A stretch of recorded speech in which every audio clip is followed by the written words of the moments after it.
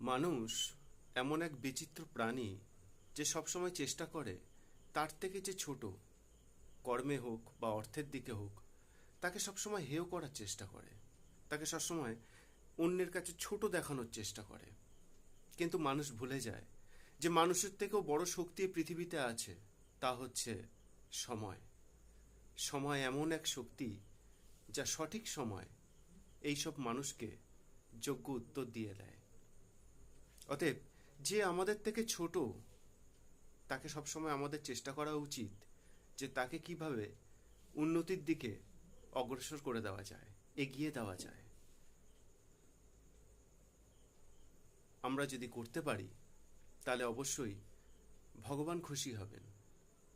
আর ভগবান তো বলেছেন, মানুষকে সাহায্য করো, দুঃখ দিও না। হরে কৃষ্ণা।